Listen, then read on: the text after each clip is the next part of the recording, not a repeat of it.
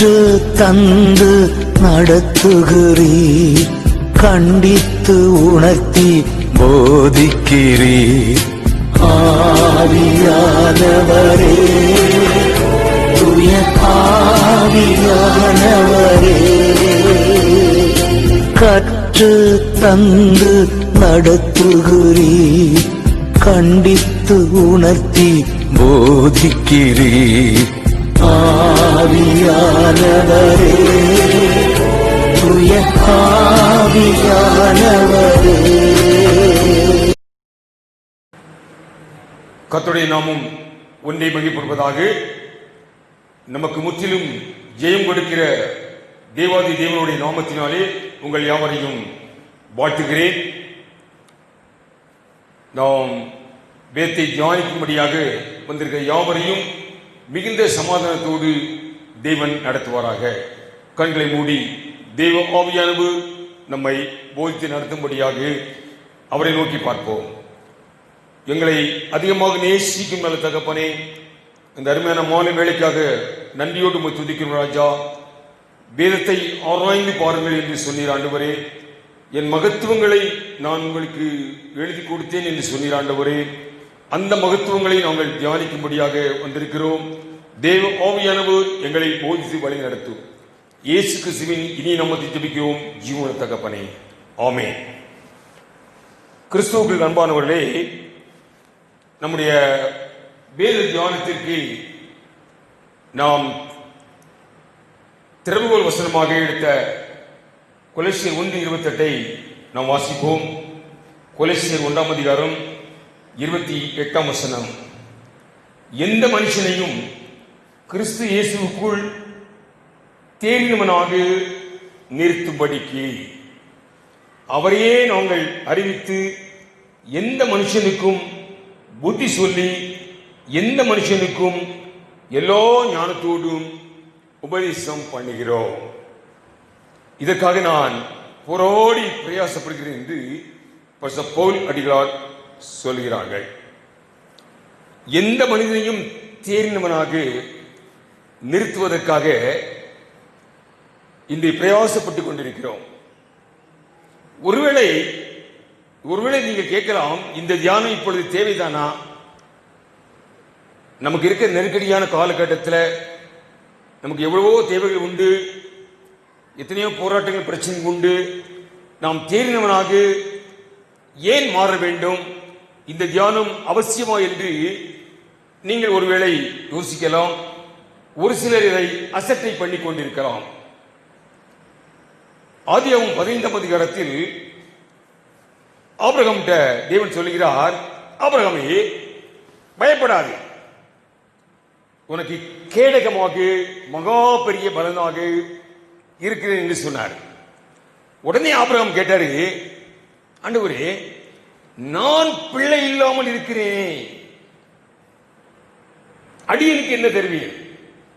அதான் கேள்வி. உடனே கேட்கிறாரு, எனக்கு பிள்ளை இல்லையே, அதற்கு பதில் சொல்லும்.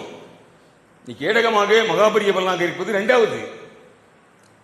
அதே நிலையில் தான் இன்று அநேகர் கேட்டுக்கொண்டிருக்கிறோம். நம்முடைய தேவைகள், நம்முடைய பிரச்சனைகள், போராட்டங்கள் இவ்வளவு இருக்கிறது. ஏன் தேர்ந்தவராக மாற வேண்டும்? ஏன் இந்த தியானம் என்று ஒருவேளை நீங்கள் எண்ணிக்கொண்டிருக்கிறார். ஆனால் ஒன்றை சொல்லிக் கொள்கிறேன். அங்கே கல்யாண விருந்தில் எல்லாம் ஜோரா உட்கார்ந்துருக்காங்க. அங்க ராஜா பிரவேசித்து ஒவ்வொருவரையும் பார்த்து வரவேற்று வராரு. கல்யாண வீட்டில் பெண்ணோட தகப்பனாரோ மாப்பிள்ளையோட தகப்பனாரோ ஒவ்வொருத்தரையா போய் உபசரிக்கிறது உண்டு. அதே மாதிரி ராஜா அந்த கல்யாண விருந்தில் அந்த காலில் வராரு. ஒருவனை பார்க்கிறார், அவன் கல்யாண வஸ்திரம் இல்லாதவனாக காணப்படுகிறான். உடனே அவர் கூப்பிட்டாரு, வாப்பா, ஏன் நீ கல்யாண வஸ்திரம் இல்லாமல் உள்ளே வந்தாய்? அங்கே வேதம் சொல்லுகிறது, அவன் ஒன்னும் பேசவில்லை. அவர் கேட்ட கேள்விக்கு பதில் சொல்ல முடியாது. ஒருவேளை அவன் என்ன மனசில் நினைச்சிருப்பான், நான் சொல்றேன், வேதம் சொல்லல, அவன் என்ன சொல்லியிருப்பான், நினைச்சிருப்பான், ஓஹோ இதற்காகத்தானே ஐயா பைபிள் ஸ்டடி எடுத்தாங்க, இந்த மனிதனை தேர்ந்தவனாக மாற்ற, மணவானுக்கு ஏற்ற மணவாட்டியாக உருவாக்க போராடி பிரயாசப்பட்டு எடுத்தார்களே, நான் அன்று அசட்டை பண்ணிவிட்டேனே, இந்த தகுதி இல்லாமல் உள்ள வந்துட்டேனே. ராஜா சொன்னாரு, தூக்குடா அவனை, வெளியே அனுப்பல. வேதம் சொல்லுகிறது, அழுகையும் பற்கடிப்பும் உள்ள இடத்துக்கு கொண்டு தள்ளாண்டார். அருமையானவர்களே, இந்த வேத தியானம் மணவாளனுக்கு ஏற்ற மணவாட்டியாக உங்களை உருவாக்கி கொண்டிருக்கிறது. மணவாளன் எப்போ வேணாலும் வரலாம், அவர் வர்ற நேரத்தை யாரும் சொல்ல முடியாது. நம்ம ஆயத்தமா இருக்கணும். அந்த புத்தி இல்லாத ஸ்திரீகள் வந்துட்டாரு, ஓடினாங்க, என்னைக்கு வாங்கிட்டாங்க என்னைய. ஆனால் அவர்கள் பிரவேசிக்கும் பொழுது கதவு அடைக்கப்பட்டது. தட்டினாங்க கதவை. என்ன சொன்னாரு, உங்களை அறியேன். எனக்கு அருமையானவர்களே, அப்படிப்பட்ட ஒரு நிர்பந்த நிலைக்கு நாம் பிரவேசிக்க கூடாது என்பதற்காகத்தான் இந்த தியானம். இந்த கடைசி நாட்களில் மணவாளனுக்காக எதிர்பார்த்து கொண்டிருக்கிற இந்த கடைசி நாட்களில் நாம் மணவாளனுக்கு ஏற்ற மணவாட்டியாக, என் பிரியமே ரூபதியே என்று நம்மை அழைப்பதற்கு தகுதி உள்ளவர்களாக மாற்றுவதற்கு தான் இந்த வேத தியானம். தேர்ந்தவனாக, அவருக்கு ஏற்ற மணவாட்டியாக நம்மை இந்த தியானம் மாற்றிக் கொண்டிருக்கிறது. ஆமென், அல்லேலூயா. நான் சொன்ன இருபுறம் கருப்பிள பட்டையும் நாம் விசுவாசிக்கிற என்ன மாற்றிக் கொண்டிருக்கிறது. அல்லேலூயா. எனக்கு அருமையானவர்களே, இந்த நாளிலும் நாம் நம்மை தேர்ந்தவனாக மாற்ற சொல்லுகிற அறிவிப்பு, இயேசு எப்படி அறிவிக்கப்படுகிறார், ஒரு அருமையான புத்திமதியை பார்க்க போகிறோம். ஒரு நல்ல உபதேசங்கள், எளிய தியானம், எளிய மிக மிக எளிய தியானம். உங்களால் கிரகித்துக் கொள்ளக்கூடிய அளவுக்கு தான் சாதாரண தியானமாக, ஆனால் பெரிய வேலையை உங்கள் வாழ்க்கையில் செய்து கொண்டிருக்கிறது. நாம் தியானிப்பது ஒரு சாதாரண தியானம், எளிய தியானம், ஆனால் ஒரு பெரிய ஆசீர்வாதத்திற்கு நம்மை வழிநடத்துகிறது. எனவே இந்த தியானத்துக்கு நாம் செல்வோம். இந்த நாளில் ஆண்டவராகிய இயேசு கிறிஸ்து எப்படி அறிவிக்கப்படுகிறார் என்றால், 1 கொரிந்தியர் 15 அதிகாரம் 57 வசனத்தை வாசிக்கிறேன். 1 கொரிந்தியர் 15:57. நம்முடைய கர்த்தராகிய இயேசு கிறிஸ்துவினாலே நமக்கு ஜெயம் கொடுக்கிற தேவனுக்கு ஸ்தோத்திரம். தேவன் நமக்கு ஜெயம் கொடுக்கிறார். யாரால? கர்த்தராகிய இயேசு கிறிஸ்துவினாலே.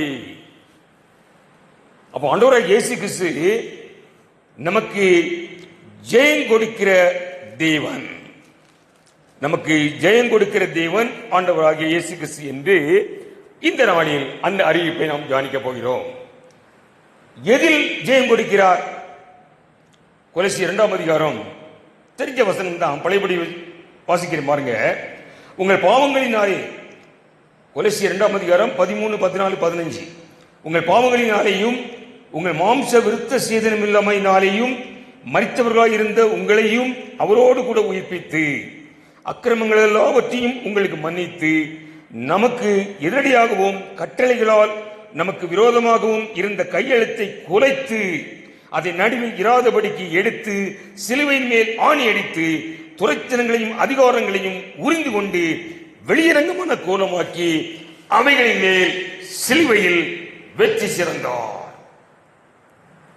இந்த வெற்றி, இது நமக்கு பங்கு உண்டு. ஆமென். அதான் ஜெயம் கொடுக்கிற தேவன். துரைத்தனங்கள், அதிகாரங்கள், கட்டளைகளால் விரோதமாக பாவத்தின் சம்பளம் மரணம் என்று அந்த நியாயப்பிரமாணத்திற்கு உள்ள தண்டனை, அந்த கட்டளைகளெல்லாம் சிலுவையில் ஆணி அடித்து பிசாசுடைய சாத்தானுடைய துரைத்தனங்கள், அதிகாரங்கள் எல்லாவற்றையும் உறிந்து கொண்டு வெற்றி சிறந்து அந்த வெற்றியை நமக்கு கொடுத்திருக்கிறார். ஜெயம் கொடுக்கிற தேவன். ஆமென். அல்லேலூயா, அல்லேலூயா. எனவேதான் ரோமர் 8:36-37 அங்க பரிசுத்த பவுல் எழுதும்போது முற்றும் ஜெயம் கொடுக்கிறவர்களாக, ஜெயம் பெற்றவர்களாக, நம்மில் அன்பு கூறுகிறவராலே முற்றும் ஜெயம் கொள்ளுகிறவர்களாக எங்களை அவருடைய வாசனையை வீச செய்யும்படியாக என்ன சொல்ல பார்த்தீங்களா? முற்றிலும் எங்களை வெற்றி சிறக்க பண்ணி அவருடைய வாசனையை வீச செய்கிறார். நம்ம கிராமத்துக்கு நடந்து போகும்போது இந்த வாசனை வீச வேண்டும். உங்களை தேர்ந்தவனாக தேவ ஆவியானவர் மாற்றிக் கொண்டிருக்கிறார். இன்னைக்கு இந்த வாசனை வீசுதா? வீச போகுது. அந்த சிலுவையில் சிறந்த வெற்றியின் வாசனை, அந்த இயேசு கிறிஸ்துடைய வாசனை வீச செய்கிற. வாய் திறந்து பேசண்டா. நம்ம போனாலே அந்த வாசனை வீச வேண்டுமா? ரோமர் 8 சொல்லப்படுகிறது. ஆமென். அல்லேலூயா. 2 கொரிந்தியர் 2:14 பாருங்க. 2 கொரிந்தியர் 2:14 எப்பொழுதும் வெற்றி சிறக்க பண்ணி, கிறிஸ்துவுக்குள் எப்பொழுதும் வெற்றி சிறக்க பண்ணி, ஆமென், அந்த வாசனையை வீச செய்கிறார். எங்கள் அன்பு கூறுகிறவர்களால் முற்றிலும் ஜெயம் கொள்ளுகிறவர்களாக இருக்கிறோம். வியாதியோ, வறுமையோ, நஷ்டமோ, தாழ்வோ, உபத்திரவமோ எல்லாவற்றிலும் நாங்கள் ஜெயம் கொள்ளுகிறவர்களாக இருக்கிறோம் என்று ரோமர்ல வாசிக்கிறோம். இந்த 2 வசனத்தை வாசிக்கும் பொழுது அந்த துரைத்தல்களையும் அதிகாரங்களையும் உரிந்து கொண்டு சிலுவையில் வெற்றி சிறந்தார் என்ற வெற்றி நமக்கு கொடுக்கிறார். இயேசு கிறிஸ்து அவர் ஜெயம் கொடுக்கிற தேவன் என்று நாம் தியானிக்கிறோம். ஆமென். அல்லேலூயா. முற்றிலும் ஜெயம் கொள்கிறவர்கள். அல்லேலூயா. எனக்கு அருமையானவர்களே, இந்த வெற்றியில் நமக்கு பங்கு உண்டு. அந்த வாசனை நம்மகிட்ட உண்டு. ஆனால் இன்றைய நிலையை எபிரேயர் 2:8 வாசிப்போம் சற்று வேதனையோடு. எபிரேயர் 2:8 சகலத்தையும் அவனுக்கு கீழ்ப்படுத்தினார் என்கிற விஷயத்தில் அவர் அவனுக்கு கீழ்ப்படுத்தாத பொருள் ஒன்றுமில்லை. எல்லா துறைத்திறங்கள் அதிகாரங்களையும் உரிந்து கொண்டார். அவர் அவனுக்கு கீழ்ப்படுத்தாத பொருள் ஒன்றுமில்லை. அப்படி இருந்தும் இன்னும் அவனுக்கு சகலமும் கீழ்ப்பட்டிருக்க காணோம். இன்னும் கோபம், இன்னும் எரிச்சல், இன்னும் பொறாமை, இன்னும் இச்சைகள், இன்னும் கசப்புகள், இன்னும் கேடுபாடுகள், அதை காணோம். வெற்றி சிறந்தவர்களாக, முற்றிலும் ஜெயம் கொள்ளுகிறவர்களாக, அந்த வெற்றி வாசனை வீச செய்யும்படியாக என்னையும் உங்களையும் அழைத்தார். ஆனால் அந்த வெற்றி அப்படி இருந்தும் இன்னும் அவனுக்கு சகலமும் கீழ்ப்படியவில்லையே, நம்முடைய வாழ்க்கை அதை பிரதிபலிக்கவில்லையே என்று அங்கு எழுதுகிறார். எனக்கு அருமையானவர்களே, அந்த வெற்றியை வெளிக்காட்ட வேண்டும் என்று எபேசியர் 3:10 சபைக்குள்ள பொறுப்பு அது என்று சொல்கிறார். அந்த அனந்த ஞானமானது சபை மூலமாக வெளிக்காட்ட வேண்டும். சபை மூலமாக என்றால் சபையில் உள்ள விசுவாசிகளாகிய நம் மூலமாக இந்த வெற்றியை நாம் உலகத்திற்கு கொண்டு வர வேண்டும். எக்ஸிக்யூட் தி லா, அமுல்படுத்த வேண்டும். ஆனால் வேதம் சொல்லுகிறது 2 தீமோத்தேயு 3:5 என்ன சொல்லுகிறது? சபையோ, அதை மட்டும் வாசிப்போம். 2 தீமோத்தேயு 3:5 கடைசி நாட்களில், முதல் வசனம் பாருங்க, கடைசி நாட்களில் கொடிய காலம் வரும். எப்படியா? தேவ பக்தியின் வேஷத்தை தரித்து அதன் பலனை மறுதலிக்கிறவர்களாயும் இருப்பார்கள். தேவபக்தி, பக்தி பரவசமாக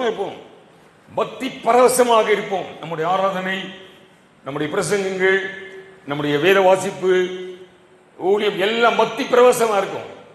ஆனால் தேவ பக்தியின் வேஷத்தை தரித்து அதனுடைய அந்த வல்லமையை மறுதளிக்கிறவர்களாக என்றால் வெளிப்படுத்தாதவர்களாக கடைசி நாட்களில் காணப்படுவோம். எனவே தான் இந்த கடைசி நாட்களில் இந்த தியானத்தை தேவ ஆவியானவர் நடத்துகிறார். நாம் தேறினவனாக மாற்றப்பட. ஏன் இந்த வெற்றியை அமுல்படுத்தவில்லை என்றால், அடிக்கடி நான் சொல்லியிருக்கிறேன், 149 சங்கீதத்தில் எடுத்துக்கொள்வோம். ஏன் இந்த வெற்றியை அமுல்படுத்த முடியவில்லை? சங்கீதம் 149 6, 7, 8 வசனங்களை வாசிக்க பாருங்க. ஜாதிகளிடத்தில் பழிவாங்கவும் ஜனங்களை தண்டிக்கவும் அவருடைய ராஜாக்களை சங்கிலிகளாலும் அவர்களுடைய மேன்மக்களை இருப்பு விலங்குகளாலும் கட்டவும் எழுதப்பட்ட நியாய தீர்ப்பை, கல்வாரி சிலுவையில் பிசாசுக்கு தோல்வி, நமக்கு வெற்றி என்ற எழுதப்பட்ட நியாய தீர்ப்பை அவர்கள் மேல் செலுத்தவும். சத்துரு மேல அந்த வெற்றியை அமுல்படுத்த அவருடைய வாயில் கர்த்தரை உயர்த்தும் துதியும் அவர்கள் கையில் இருபுறம் கற்கொள்ள பட்டயமும். 2 ஆயுதம் கொடுத்திருக்காரு. ஒன்னு துதி, 2வது பட்டயம். எதுக்காக?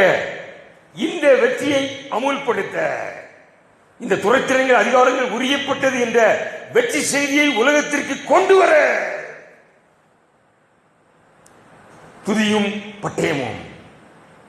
இன்னைக்கு சபைகளில் 2ம் விசுவாசிகளை நாம் பயன்படுத்துவதில்லை. இந்த பட்டயத்தை துதிப்பதில்லை, வாய்களை திறந்து துதிப்பதில்லை. மயான அமைதி, ஆறாவது நேரத்தில் மயான அமைதி.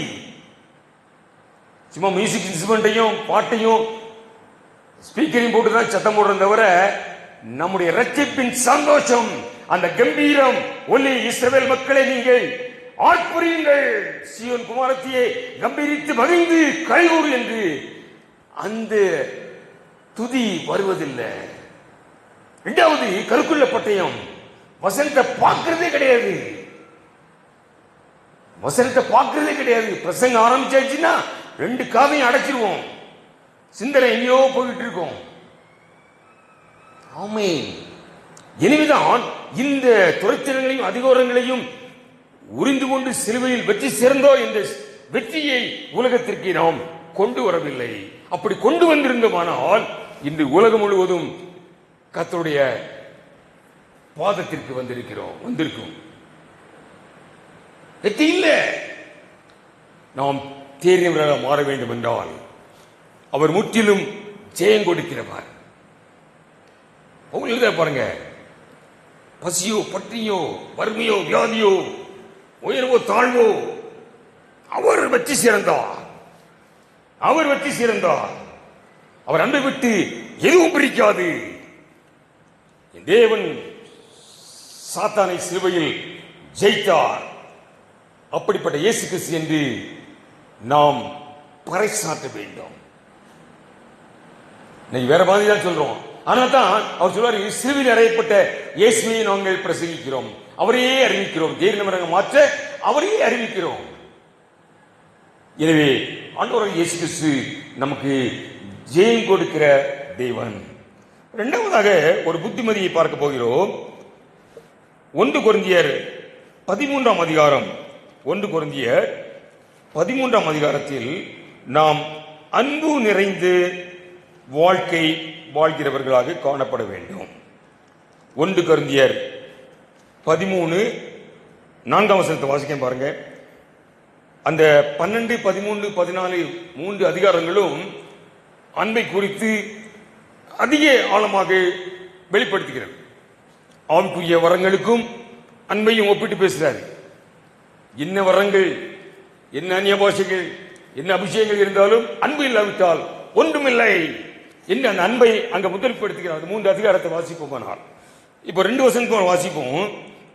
1 கொரிந்தியர் 13ஆம் அதிகாரம் 4. அன்பு நீடிய சாந்தமும் தயவுள்ளது, அன்புக்கு பொறாமை இல்லை, அன்பு தன்னை புகழாது, இருமாப்பாயிராது. 7ஆம் வசனம் பாருங்க. சகலத்தையும் தாங்கும், சகலத்தையும் விசுவாசிக்கும், சகலத்தையும் நம்பும், சகலத்தையும் சகிக்கும். சகலத்தையும் சகிக்கும். வேதம் சொல்லுகிறது மத்திய 24 அதிகாரத்தில் கடைசி நாட்கள் சம்பவிக்கக்கூடிய சம்பவங்களை எல்லாம் நம்ம தியானிச்சுட்டு இருக்கோம். மத்திய 24 இப்பொழுது அதிகமாக தியானிக்க ஆரம்பிச்சிருக்கோம். அது ஒரு வசனம் சொல்லி பார்த்தீங்களா, கடைசியில அன்பு தணிந்து போகும் காலமாக. கடைசி நாட்கள் அன்பு தணிந்து போகும் காலம். ஆமென். 2 தீமோத்தேயு 3:3 சுபாவ அன்பு இருக்காதான் கடைசி நாட்கள்ல. அன்பு தனித்து போகும் காலங்கிறாரு. கடைசி நாட்கள் சுபாவ அன்பு என்றால் ஒரு தகப்பனுக்கும் பையனுக்குள்ள அன்பு, தாய்க்கும் பிள்ளைக்குள்ள அன்பு, பெற்றோர்களுக்கும் பிள்ளைகளுக்குள்ள அன்பு, சகோதரர்களுக்குள்ள அன்பு, கணவன் மனைவி அன்பு, உறவு பங்காளியோட அன்பு. இந்த சுபாவ அன்பு கடைசி நாட்கள் இருக்காதான். எனவேதான் அந்த சுபாவ அன்பு இல்லாதனால்தான் இன்னைக்கு கசப்புகள், மன முறுமுறுப்புகள், வெறுப்புகள் நம்மிடம் காணப்படுகிறது. எனவேதான் ஆண்டவராகிய இயேசு கிறிஸ்து வருத்தப்பட்டு பாரம் சுமக்கிறவர்களே என்னிடத்தில் வாருங்கள், உங்களுக்கு இளைப்பாறுதலை தருவேன் என்று அழைத்தார். அந்த இளைப்பாறுதலை பெற்றுக் கொள்ளக்கூடிய ஒரு வழியை மத்தேயு 5 அதிகாரத்தில் சொல்றார். மத்தேயு 5 அதிகாரத்தில் வாசிப்போம். மத்தேயு 5 அதிகாரத்தில் நீங்க எல்லாம் விக்கிரக வழிபாடுல இருந்து புறஜாதியில இருந்து வந்தீங்க. அவர் என்ன சொல்ல பாருங்க, மத்தேயு 5 அதிகாரம் 43 உனக்கு அடுத்தவனை சிநேகித்து உன் சத்ருவை பைப்பாய என்று சொல்லப்பட்டதை கேள்விப்பட்டிருக்கிறீர்கள். பொதுவா உலகத்தில் என்ன சொல்றாங்க, உனக்கு அடுத்தவனை சிநேகித்து உன் சத்ருவை சேர்க்காத. நான் உங்களுக்கு சொல்லுகிறேன், ஏனென்றால் நீங்கள் விசேஷித்த பிள்ளைகளாக வந்திருக்கிறீர்கள்.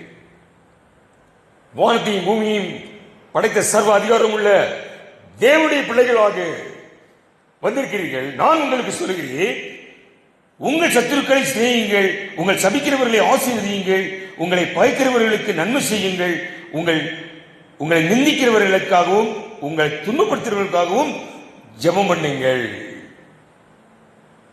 இது முடியாத காரியம் தான். இது முடியாத காரியம். பிரசங்கம் பண்ணிடலாம். அதுக்கு தான் சொன்னாரு, வருத்தப்பட்டு பாரம் சுமக்கிறவர்களே என்னிடத்தில் வா, அவருடைய நுகம் இலகுவாக இருக்கும். அவரை பிடிச்சுக்கிட்டே போதும், இது சாதாரணம் வரும்.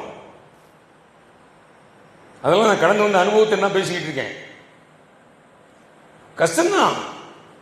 அவர் சொல்லிட்டு இருக்கிற பாருங்க, இப்படி இருந்தால், இப்படி செய்வதனால் நீங்கள் பரலோகத்தில் இருக்கிற உங்கள் பிதாவுக்கு புத்திரராக இருப்பீர்கள்.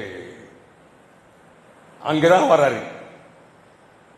சாதாரண நீ பகவன விரோதி, அன்பு செலுத்து, இதெல்லாம் உலகத்தில் உள்ளதுதான்ப்பா.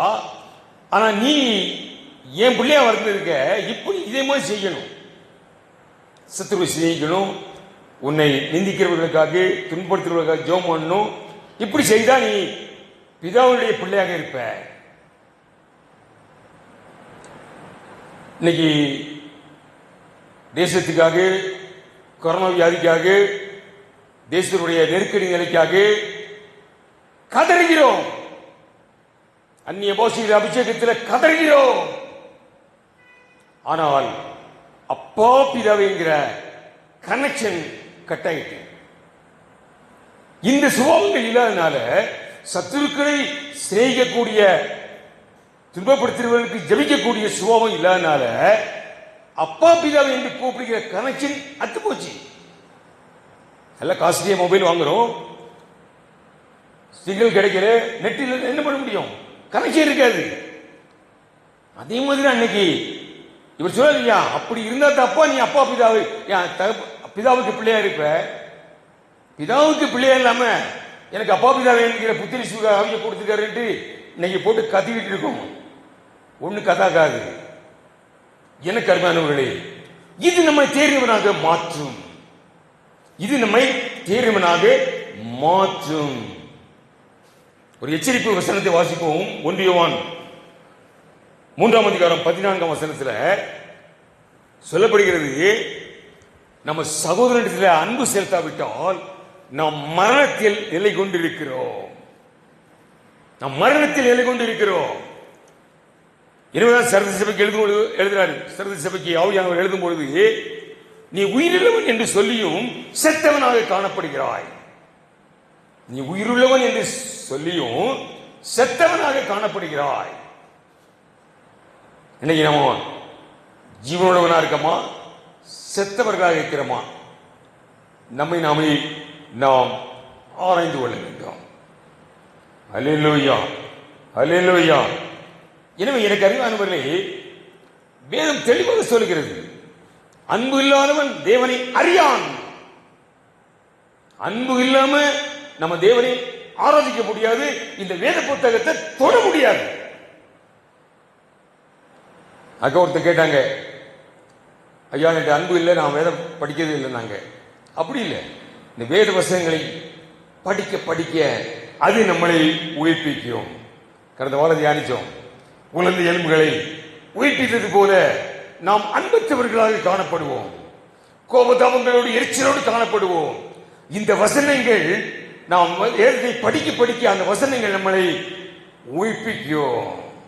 கோபதாபங்கள் எல்லாம் மாற்றும், புது மனிதனாக உருவாக்கும். எனவே வேதம் சொல்கிறது, வசனங்களினால் உயிர்ப்பிக்கப்பட்டீர்கள்.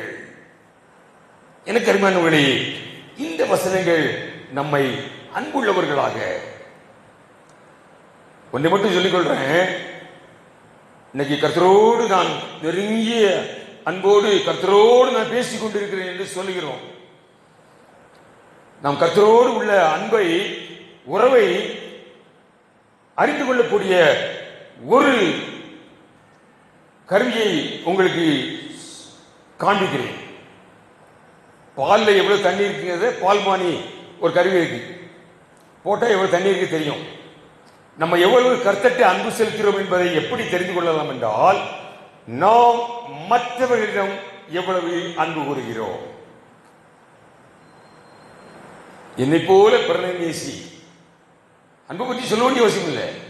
நம்ம மற்றவர்கிட்ட எவ்வளவு அன்பா இருக்கோமோ அதே அன்புதான் நம்ம தேவன்கிட்ட காண்பிக்கிறோம். ஆமென், அல்லேலூயா. எனவே இந்த அன்புள்ளவர்களாக, அன்பு நிறைந்த வாழ்க்கை உள்ளவர்களாக இருப்பது என்பது ஒரு புத்திமதி. முதலாவதாக, நம் தேவன் வெற்றி சிறந்த தேவன். துரைத்தனங்களையும் அதிகாரங்களையும் புரிந்து கொண்டு சிலுவையில் வெற்றி சிறந்து, நான் உலகத்தை ஜெயித்தேன், நீங்கள் உலகத்தை ஜெயிப்பீர்கள் என்று வெற்றி சிறந்த இயேசு கிறிஸ்து நமக்கு அறிவிக்கப்படுகிறார். இரண்டாவதாக ஒரு நல்ல புத்திமதியை பார்த்தோம், அன்புள்ளவர்களாக. அன்பு இல்லாமல் தேவனை அறியவே முடியாது. தேவனை அறிந்து கொள்ள எப்படி இல்லாமல் முயற்சி பண்ணிக்கிட்டு இருக்கோம். இன்னும் உண்மை அறியணுமே என்று பாட்டு பாடி அறிந்து கொள்ள பல வழிகளை முயற்சிக்கிறோம். சாதாரண வழி, நாம் அன்புள்ளவர்களாக காணப்பட வேண்டும். ஆமீன், அல்லேலூயா. கடைசியாக ஒரு உபதேசத்தை நாம் தெரிந்து கொள்வோம். இயேசு உயிர்த்தெழுந்தார். இயேசு உயிர்த்தெழுந்தார். என்னையா இந்த உபதேசம் நமக்கு தெரியாதா? இந்த உபதேசம் எப்படி நம்மளை தேர்வர்களாக மாற்றும்? நம்ம தான் பாரம்பரியமா ஈஸ்டர் கொண்டாடிட்டு இருக்கோம். இயேசு உயிர்த்தெழுந்தார், யூத ராஜசிங்கம் உயிர்த்தெழுந்தார் முழங்குறோம் ஒவ்வொரு வருஷமும். இந்த உபதேசம் எப்படி நம்மளை மாற்றும்? கொஞ்சம் நம்ம தியானிப்போம். 1 கொரிந்தியர் 15ஆம் அதிகாரத்தில் இந்த உபதேசத்தை அங்க கொரிந்தியர் சபைக்கு பவுல் அவர்கள் எழுதுகிறார்கள். 1 கொரிந்தியர் 15:14 வாசிக்கிறேன் பாருங்க. 14 கிறிஸ்து எழுந்திருக்கவில்லை என்றால் எங்கள் பிரசங்கமும் விருதா, உங்கள் விசுவாசமும் விருதா. மரித்தோர் உயிர்த்தெழாவிட்டால் தேவன் எழுப்பாத கிறிஸ்துவை அவர் எழுப்பினார் என்று நாங்கள் தேவனை குறித்து சாட்சி சொன்னதினாலே தேவனுக்காக பொய் சாட்சி சொல்லுகிறவர்களாகவும் காணப்படுவோமே. மரித்தோர் உயிர்த்தெழாவிட்டால் கிறிஸ்துவும் எழுந்திருக்கவில்லை. கிறிஸ்து எழுந்திராவிட்டால் உங்கள் விசுவாசம் வீணாயிருக்கும், நீங்கள் இன்னும் உங்கள் பாவங்களில் இருப்பீர்கள். அப்ப கிறிஸ்து உயிர்த்தெழுந்தார் என்ற ஒரு உபதேசம் நம்மை தேர்ந்தவனாக மாற்றப் போகிறது. இது கொஞ்சம் ஆழமா தியானிக்கணும். இயேசு உயிர்த்தெழுந்தார் எல்லாம் தெரியும், அதான் சொல்லிக்கிட்டு இருக்கோம். இயேசு உயிர்த்தெழுந்தார், வரப்போறாரு. ஆனால் ஒரு முறை சென்னை பட்டணத்தில் ஒரு பாரம்பரிய சபை, ஒரு பெரிய சபைக்கு 2-3 தலைமுறைகள் கிறிஸ்தவர்கள் உள்ள சபைக்கு அந்த பாஸ்டர் பிரசங்கம் பண்ண கூப்பிட்டாரு. குருதாஸ், நீங்க என்ன செய்தி சொல்றீங்களோ எங்கள் சபையை எழுப்பிவிட வேண்டும், நீங்க கிராமங்களில் பண்ற காரியங்களை மட்டும் பேசுங்க போதும், அதே செய்தியா கேட்டு அப்படி என்று அந்த சபைக்கு அழைத்து சென்றிருந்தார். நான் என் பிரசங்கத்தை ஆரம்பிக்கும் பொழுது ஒரு கேள்வி கேட்டேன். ஒரு 500 பேர் இருக்காங்க சபையில். இந்த சபையில் எத்தனை பேர் நீதிமான்கள் எத்தனை பேர் என்று கேட்டேன். Pin drop silent. ஒரு 4-5 பாட்டிமார்கள் மெதுவாக கை தூக்குறாங்க. அவங்க முழுசா கை தூக்க பலம் இல்லை, அவங்க ஏதோ நம்பிக்கையில பாட்டிமார்கள் கை தூக்குனாங்க. அப்ப நான் சொன்னேன், கர்த்தருக்கு ஸ்தோத்திரம், இப்போ ஒரு வசனத்தை வாசிக்கிறேன் என்று ரோமர் எடுத்துக்கொள்வோம். ரோமர் 4ஆம் அதிகாரம் 25ஆம் வசனத்தையும் 5ஆம் அதிகாரத்தில் முதல் வசனத்தையும், முதல் பகுதி ரோமர் 4:25. அவர் நம்முடைய பாவங்களுக்காக ஒப்பு கொடுக்கப்பட்டும் நாம் நீதிமான்களாக்கப்படுவதற்காக எழுப்பப்பட்டும் இருக்கிறார். நம் பாவங்களுக்காக ஒப்பு கொடுக்கப்பட்டும் நாம் நீதிமான்களாக மாற்றுவதற்காக 3ஆம் நாள் எழுப்பப்பட்டும் இருக்கிறார். இவ்விதமாக நாம் விசுவாசத்தினாலே நீதிமான்களாக்கப்பட்டிருக்கப்படியால். என்ன விசுவாசம்? அவர் உயிர்த்தெழுந்தார் என்ற விசுவாசத்தினாலே நாம் நீதிமான்களாக மாற்றப்பட்டிருக்கிறோம். இப்ப கேட்டேன் சபையில், இப்ப எத்தனை பேர் நீதிமான்கள்? 90% விசுவாசிகள் கை தூக்குனாங்க. 90% பிள்ளைகள் கை தூக்குனாங்க நீதிமான் என்று. ஒரு 10% கை தூக்கல. நான் என்ன சொன்னேன்னா, ஒருவேளை நான் சொல்லி நீங்கள் கை தூக்குவதா இந்த வைராக்கியத்தில் தூக்காம இருக்கலாம், பரவாயில்ல, சோத்திரம். ஆனால் இன்னும் நான் நீதிமான் அல்ல என்று நீங்கள் சந்தேகத்தில் கை தூக்காமல் இருந்தால், அடுத்த மாதம் ஈஸ்டர் வரப்போகுது, தயவு செய்து ஈஸ்டருக்கு யாரும் சர்ச்சைக்கு வராதங்க. இன்னும் ஆண்டவர் இயேசு கிறிஸ்து சிலுவையில் அழுகிக் கொண்டிருக்கிறார் என்று உலகத்திற்கு நீங்கள் பறைசாற்றுகிறீர்கள். நீங்கள் நீதிமான் என்று சொல்ல தயக்கம் கொண்டால் இயேசு கிறிஸ்து இன்னும் கல்லறையில் இருக்கிறார் என்று உலகத்திற்கு நீங்கள் பறைசாற்று பிள்ளைகளாக காணப்படுகிறீர்கள். நாம் தேறின கிறிஸ்தவர்களாக மாறி வருகிறோம்.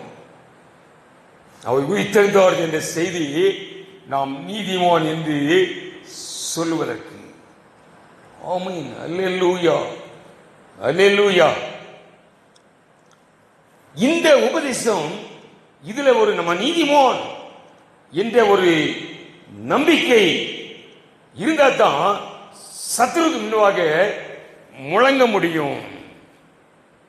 நம்ம நீதிமான் என்று முழங்கினா சத்துரு தலை தெறிக்க ஓடுவான். நாம் நீதிமான் என்று தைரியமாக சொல்லுவானால் சத்துரு தலை தெறிக்க ஓடுவான். நீங்கள் தயக்கம் கொண்டால் சத்துரு உங்க தலைமையில ஏறிடுவான். ஆமா, கிராமத்தில் ஒரு பழமொழி சொல்லுவாங்க,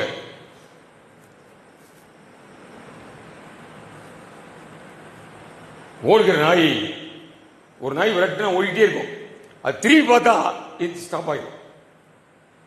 அது மாதிரி நாம் நீதிமான் என்று முழங்க வேண்டும். சத்ருவை விரட்டுவதற்கு இந்த நம்பிக்கை நமக்கு வேண்டும். இயேசு கிறிஸ்து உயிர்த்தெழுந்தார். ரோமர் 8ஆம் அதிகாரத்தில் அந்த பரிசுத்த பவுல் அடிகளார் முழங்குவது போல என்னை ஒவ்வொரு விசுவாசிகளும் தேறின கிறிஸ்தவர்கள் முழங்குவார்கள். அதுக்காக தான் இந்த தியானம். தேறியவர்கள் என்ன முழங்குறார் பாருங்க. ரோமர் 8:33-34 தேவன் தெரிந்து கொண்டவர்கள் மேல் குற்றம் சாட்டுகிறவன் யார்? தேவன் தெரிந்து கொண்டவர்கள் மேல் குற்றம் சாட்டுகிறவன் யார்? தேவனே அவர்களை நீதிமான்களாக்குகிறவர். ஆக்கினைக்குள்ளாக தீர்க்கிறவன் யார்? கிறிஸ்துவை மரித்தவர், அவரை எழுந்துமிருக்கிறவர், அவரே தேவனுடைய வலது பாரசத்திலும் இருக்கிறவர், நமக்காக வேண்டுதல் செய்கிறவரும் அவரே. சகரியா தீர்க்கதரிசிக்கு ஒரு தரிசனத்தை காமிச்சாரு. ஆமென், அல்லேலூயா. சகரியா 3ஆம் அதிகாரத்தில் போய் நீங்க தியானிச்சு பாருங்க. அங்க யோசுவா வந்து நிக்காரு, சாத்தான் ரெடி அங்க வந்து நிக்கிறான். ஏனென்றால் சாத்தான் வந்து குற்றம் சாட்டுகிறவன். அவன் குற்றம் சாட்டி சாட்டி நம்முடைய பழைய தவறுகளை எல்லாம் குற்றம் சாட்டி சாட்டி நம்மளை செயல்படாமல் ஆக்கி விடுவான். அதுக்கு தான் இந்த வெளிப்பாடு, இந்த உபதேசம் நம்மளை தேறியவர்களா மாற்றும். இன்னைக்கு நிறைய அநேக விசுவாசிகளை குற்றம் சாட்டி மனதை குற்றப்படுத்தி எழுந்து செயல்பட முடியாதபடி பிசாசு வைத்திருக்கிறான். இந்த இயேசு கிறிஸ்து உயிர்த்தெழுந்தார், என்னை நீதிமானாக மாற்றிருக்கிறார். யார் என்னை குற்றப்படுத்த முடியும்? ஆக்கினை தீர்க்கிறவன் யார்? அங்க யோசுவா வந்து நிற்கிறாரு, சாத்தான் வந்து நிற்கிறான் இல்லையா? யோசுவா அங்க சொல்லப்படுகிறது, அழுக்கு ஆடைகளோடு வந்து நிற்கிறான். பிசாசு எதுக்கு இருப்பான்? குற்றச்சாட்டு இருப்பான். ஒரு பெரிய தளபதியா யோசுவா அழைக்கிற அவன் நிக்கிற நிலையை பாருங்க. குற்றச்சாட்டு தான். நம்மளும் சபைக்கு வருவோம், பிசாசு பக்கத்துல சொல்லுவான், உனக்கு என்னடா யோக்கியதை இருக்கு சபைக்கு வர்றதுக்கு? உனக்கு என்ன யோக்கியதை இருக்கு? இன்னைக்கு அநேகரை அப்படி குற்றப்படுத்தி செயலிழக்க வைத்திருக்கிறான். எனக்கு அருமையானவர்களே, மோசம் போகாதீர்கள், மோசம் போகாதீர்கள். நான் நீதிமான், இயேசுவை எனக்காக மரித்தவர், உயிர்த்தெழுந்தவர், எனக்காக வேண்டுதல் செய்து கொண்டிருக்கிறார். நீ யாரா என்ன குற்றப்படுத்த? அப்ப இந்த உயிர்த்தெழுந்தால் இந்த ஒரு சத்தியம் உபதேசம் நம்மை தேறியவனாக மாற்றும். தைரியமாக சொல்லுவோம், நீதிமான்டா, நான் நீதிமான்டா. ஆமென், அல்லேலூயா, அல்லேலூயா.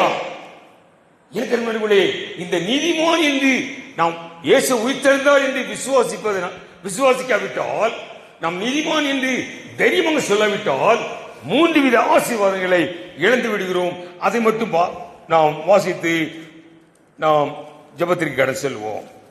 ரோமர் 5ஆம் அதிகாரத்தில் நாம் வாசித்தோம் 4:25 நாம் நீதிமான்களாக்கப்படுவதற்காக எழுப்பப்பட்டிருக்கிறார். இவ்விதமாக இந்த விசுவாசத்தினாலே நீதிமான்களாக்கப்பட்டிருக்கிறோம். நீதிமான்களாக்கப்பட்டிருக்கிறபடியால் நம்முடைய கர்த்தராகிய இயேசு கிறிஸ்து மூலமாய் தேவனிடத்தில் சமாதானம் பெற்றிருக்கிறோம். நீ நீதிமான் என்ற உன் நம்பிக்கை இல்லாவிட்டால் சமாதானத்தை இழந்தவனாக காணப்படுவாய். இயேசு எனக்காக உயிர்த்தெழுந்தார், நான் நீதிமான் என்று சொல்லும் பொழுது தேவ சமாதானத்தை பெற முடியும். அவர் மூலமாய் நாம் இந்த கிருபைக்குள் பிரவேசிக்கும் ஸ்ராக்கியத்தை விசுவாசத்தினால், என்ன விசுவாசத்தினால? இயேசு கிறிஸ்து எனக்காக உயிர்த்தெழுந்தார் எந்த விசுவாசத்தினாலே பெற்று நிலை கொண்டிருந்து தேவ மகிமையை அடைவோம் என்கிற நம்பிக்கையினாலே மேன்மை பாராட்டுகிறோம். அப்போ எனக்கு அருமையானவர்களே, இயேசு உயிர்த்தெழுந்தார், நான் நீதிமானாக இருக்கிறேன் என்ற உபதேசம் நாம் சமாதானம் பெற முடியும்.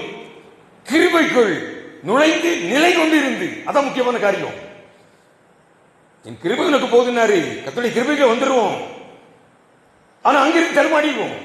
நிலை கொண்டிருந்து தேவ மகிமையை அடைவோம் என்க நம்பிக்கையினால மேன்மை பாராட்டும் தேறின கிறிஸ்தவர்களாக நாம் இருக்க முடியும். எனக்கு அருமையானவர்களே, சாதாரண தியானம் தான், சாதாரண தியானம், எளிய தியானம். ஆமென்.